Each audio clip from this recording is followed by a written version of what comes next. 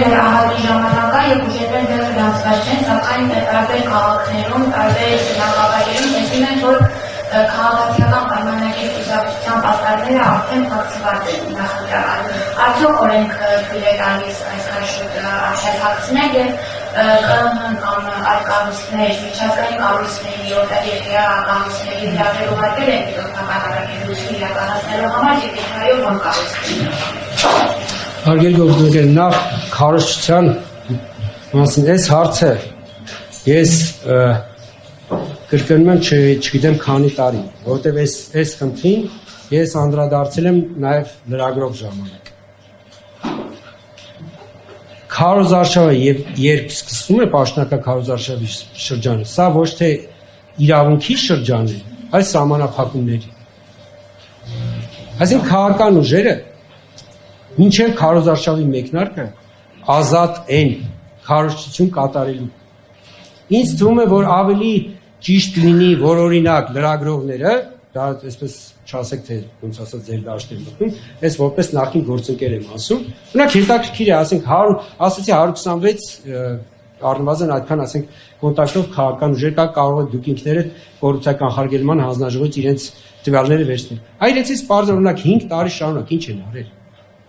Ինչու ով է քարոզչություն ծավալել, ինչու քարոզչություն չեն ծավալել։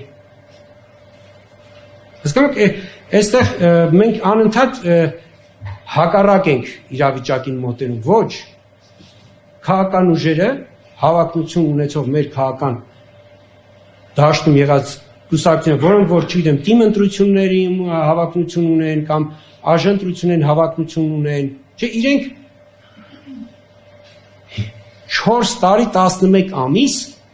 ազատ են քարոզչություն ծավալելու եւ իրենց քարոզչության սահմանափակումները սկսվում են պաշտոնական քարոզչության մեկնարկի պահից։ Բոլորը ազատ են թող ծավալեն։ Այսինքն մենք ավելի քաղաքական միջավայր կունենանք, եթե մեր քաղաքական ուժերը այս իմ ասած մոդելով, այսինքն իրենք ընտրություններից շատ առաջ քաղաքական գործունեություն ծավալեն, քաղաքական բանավեճներ հարուցեն, իրենց գաղափարները ներկայացնեն, իսկ արդեն պաշտոնական քարոզարշավի շրջանում իրենք ընդհանրապես պիտի այդ իրենց տարիների, նախորդ տարիների ծավալած գործունեության արդյունքները քաղեն։ Եթե մենք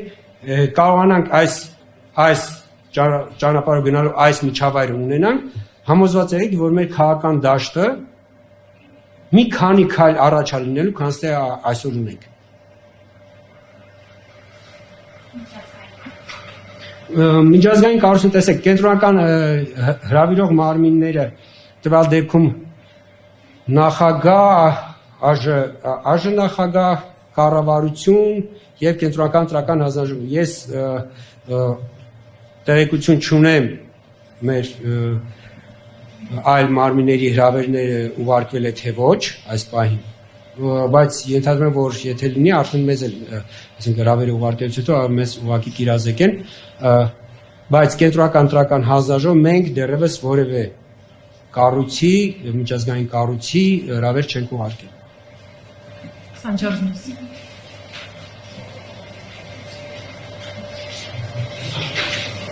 Պերիմանքան Սանջարնոս Պարոն Նովակինյան, թե գաղաշատարողի ընտրությունների ժամանակ եւ թե վերջին շրջանում բազմաթիվ աղանդի է ստացվում ընտրացուցակների վերաբերյալ, մասնավորապես էլեկշններում կայքով եւ մարդիկ փորձում են տեսնել, թե իրենց հասցեն ովքեր են գրանցված, տեսնում են, որ անծանոթ մարդիկ 10-ից ավել իրենց հասցեներով գրանցված են։ Այս անճշտությունները ինչի հետ են կապված, նաեւ խնդրում եմ անդրադառնալ այն հարցին, պայմանավորված վերջին շրջանի իրադարձություններով, մասնավորապես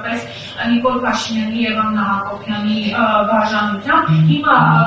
մասնավորապես նաեւ այն համատեքստում, որ ընտրական այստեղում մասնավորություններ են կատարվել եւ հիմա ինչ քայլ է հիմնադրամը ասոցիացում է քաղաքացիական պայմանագրի կուսակցության հետ ոչ, ինչպես նաեւ քաղաքացիական պայմանագրի կուսակցության ներքաղաքական քարոզարշավներն են մեկնարկել եւ հանրային հեռուստաընկերությունը դրանք ակտիվորեն լուսաբանում է, տարբերություն դնելով ընդդիմադիր դաշտում տեղ ունեցող մյուս քարոզչությունների։ Հիմա դուք այս այս համատեքստում կարողանալու եք ապահովել բոլոր կուսակցությունների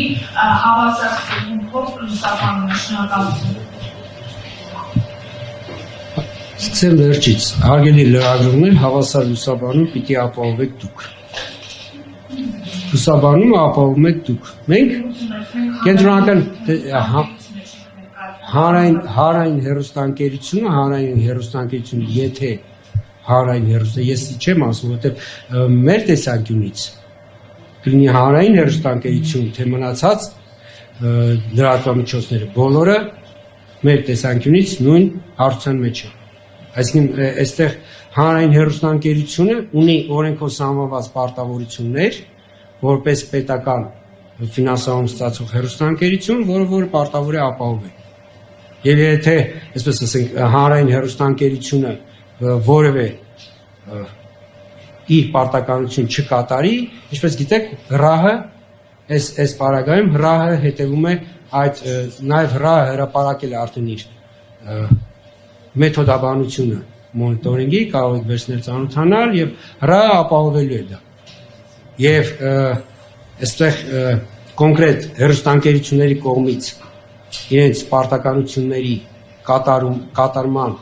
մոնիտորինգը իրականացնելու է ՌԱՀ-ը եւ ՌԱՀ-ը մեզ նաեւ տեղեկացնելու է այդ ընթացքի վերաբերյալ, այսինքն եթե խնդիրներ կան, եթե խնդիրներ չկան եւ այլն։ Այսինքն սա մեկ։ Մյուսը ասացիք, ես չհասկացա, թե վարչապետի եւ իր տիկնոջ ամուսնալուծությունը ինչու հարցը։ Տեսեք, երբ որ մենք ունենանք գրանցված կուսակցություններ, այդ ժամանակ մենք արդեն ընտրական օրենսգրքով սահմանված կարգով կանդրադառնանք նաև հիմնադրամներին, նրանց ծավալած գործունեությանը։ Ես կարող եմ ասել, որ այսօր մենք կհրապարակենք մի պարզաբանում, որտեղ այս խնդրին կա անդրադարձ։ Այսինքն ոչ թե իմ քայլին, այլ ընդհանրապես բարեգործական կազմակերպությունների եւ կուսակցությունների, տեխնացուների այդ կապին, ասոցացված, չասոցացված։ Ես դա կհրապարակենք, դա նաև ձեզ բոլորիդ կուղարկի, որպեսզի նաև դա այդ հարցի պատասխան ունենք, բայց ամեն դեպքում մենք իրավիճակը սկսում ենք գնահատել, երբ որ ունենք կուսակցություններ գրանցված եւ տեխնացուներ։ Երբ որ մենք չունենք գրանցված կուսակցություններ, չունենք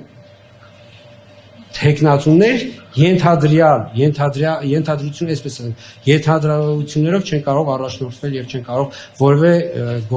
իրավական գործընթաց հարուցել։ Սա էլ մի քանի ցուցակների հետ կապված, հայ։ Հարգելի գործընկերներ, ցուցակները ինչպես գիտեք, վարում է ներքին գործերի նախարարությունը, ընտրողների ցուցակները։ Ես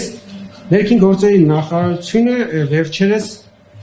այսինքն կոնկրետ միգրացիայի եւ քաղաքացիական ծառայությունը վերջերս հանդես է եկել պարզաբանման։ Ես կարող եմ նորից դա ներկայացնել, որ անձը որևէ բնակելի տարածքի հասցեով կարող է հաշվառել երկու եղանակով։ Բնակելի տարածքի սեփականատիրոջ կամ սեփականատերերի գրավոր համաձայնությամբ։ Այդ դեպքում փաստացի բնակության հանգամանքը չի ստուգվում։ Եվ երկրորդը փաստացի բնակության հիմքով։ Այս դեպքում անձը գրավոր հայտնում է իր բնակվելու հասցեն լիազոր մարմնին դիմելով տվյալ հասցեում հաշվառվելու համար։ Անձի դիմումում նշված հասցեում բնակվելու փաստը ստուգվում է ոստիկանության կողմից։ Այս դեպքում հաշվառումը իրականացնում է փաստացի բնակվելու փաստը հավաստող տեղեկությունը ոստիկանության կողմից միգրացիա եւ քաղաքացիական ծառայության բաժնին տրամադրելուց հետո։ Այսինքն եւ այն խնդիրները, որ այս մի պարզաբանման մեջ ըստ էության նշվում է, որ այն խնդիրները, որոնց մասին բարձրաձայնվում է 2006-2019 թվականներին կատարված հաշվառումների մասին։ Այսինքն երբ որ նույն, ասենք, սեփականատերը այն նախորդ տարիներին չի, ասենք, ստուգել թե իր հասցեում ովքեր կան հաշվառված։ Եվ այսօր երբ որ օրինակ ստուգում է տեսնում, քավլիցի տեսնում է հանգիստ կարող է ինքը սեփականատերը բոլոր իրեն համար անցանկալի անձանց հեռացնել այդ հասցեի հաշվառումից, բայց սա կապ չունի ոչ ընտրությունների, այսպես ընտրությունների հետ, ոչ ընտրությունների որակի հետ, որտեվ մարդիկ հաշվառում են նաև, ասենք, որևէ բնական բարձր բնակվելու ժամանակ դիմին են լիազոր մարմնի եւ նույնիսկ առանց սեփականատիրոջ իմացության հենց այս կարգավորման իրենք հաստատի հաշվառում են այդ հասցեն, հետո տեղափոխվում են այլ տեղ բնակվելու։ Երբ որ սեփականատերը չի ստուգում, ստացվում է անցնում է երկար ժամանակ, մեկ էլ երկար ժամանակ անցա ինքը նոր իմանում է։ Կա այդ ընթացքում կա նույնիսկ սեփականության սեփականատերն է փոխվել տվյալ անշարժ գույքի։ Որովհետև մեր ներկայիս օրենսդրությամբ հաշվառումը, քանի որ գույքի նկատմամբ որևէ իրավունք չի ստեղծում, կարող է սեփականատերը փոխվի, բայց գույքի այդ անշարժ գույքի հասցեում հաշվառված անձիկ չեն հանվում հաշվառումից, ասում եք, այսինքն մարդը գնում է սեփական, եթե չի ստուգում ինքը թե ովքեր են հաշվառված իր հասցեում, այդ կարող են